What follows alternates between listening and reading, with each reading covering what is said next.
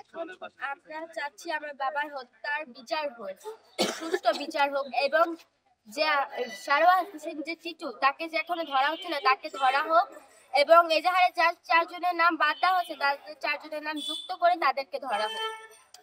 বাবার কথা কি এখনো মনে পড়ে কিনা, বা কোনো স্মৃতি আছে কিনা বাবার সাথে? হ্যাঁ, বাবার কথা এখনো মনে পড়ে।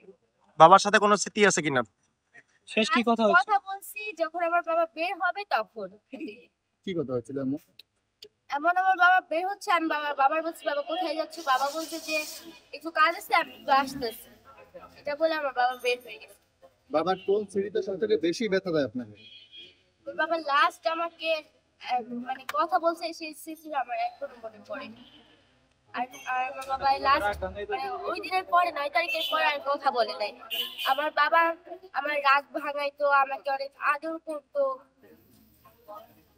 আচ্ছা, এটাই চাচ্ছি মোহাম্মদ আফরোজের কাছে, তার যে কাছে একটাই দাবি আমার, যেন আমার বাবাকে যারা হত্যা করছে তাদের ফাঁসি হোক, কঠিন তো কঠিন বিচার হোক। আর বাংলার বুকে যদি তার কোনো চাঁদাবাজ খুনি বা কোনো মানে বলতে চাইলে কোনো না থাকে, মানে হামলাকারী বা ডাকাত সন্ত্রাস কেউ যদি না থাকে, এরকম খুনাখুনি যদি না হয় বাংলাদেশে, আমার মতো বাবা হারা যদি না হয়, আমার বোনের মতো যদি কেউ মামা হারা না হয়, আর আমার মার মতো যদি কেউ স্বামী হারা না হয়, আমি এটাই চাই। নাম কি তোমার?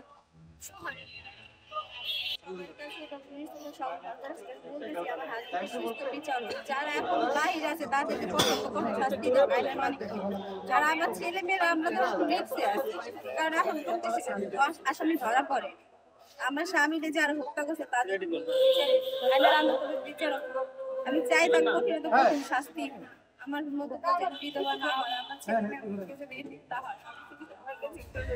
আমার মতন কষ্ট যেন পেটা দেয়। এখন আমার ছেলে মেয়েদের যেমন কত কষ্ট হইতেছে, এখনো তখন আমার স্বামী না, আমার ছেলে মেয়েদের ভবিষ্যৎ কি করবো কি দেখবো, তারা আমার স্বামী কাছ থেকে। আমি চাই না আমার মতন আর কোনো ফ্যামিলিতে যেন এরকম কষ্ট না হয়। সবার কাছে অনুরোধ ওদের এরকম শাস্তি হোক যেন পরবর্তীতে কেউ আর কিছু করার ভাবে যে একটা ফ্যামিলির কষ্ট দিলে কত কষ্ট হয়, তার যে কি হয়, তার সন্তান তার সংসারে যে কতটা কষ্ট নাইমা আসে। আমি সবার কাছে অনুরোধ করি আমার হাজবেন্ডের সুস্থ বিচারটা হোক, সবাই দেখতে পারো কতটা কষ্ট আছে, আমরা কতটা কষ্ট আমাদের দিচ্ছে, এরকম শাস্তি আমি নেক্সট আর না করতে পারি। ব্যবসার কি অবস্থা এখন আপনাদের? ব্যবসা বাণিজ্য সব বন্ধ, দোকানপাট খোলা হইতেছে না, আমরা হয় কেউ যাইতেছে না, কি যে আমার হাজবেন্ড ছাড়া দায়িত্ব নেওয়ার মধ্যে কে ছিল। এখন আমার ছেলে মেয়েদের আমরা খুব কষ্টে আছি, ওদের লেখাপড়া, ওদের আমাদের বাসা ভাড়া সবকিছু এখন আমাদের মনে করেন খুব কষ্টে আমরা চলতেছে। আমরা যে কি করেছে চলবো কিভাবে যাবো সামনে এসে আমি বুঝতে পারবো, আমরা খুব কষ্টে আছি। আমি ছেলে মেয়েদের সব। ওকে, ঠিক আছে।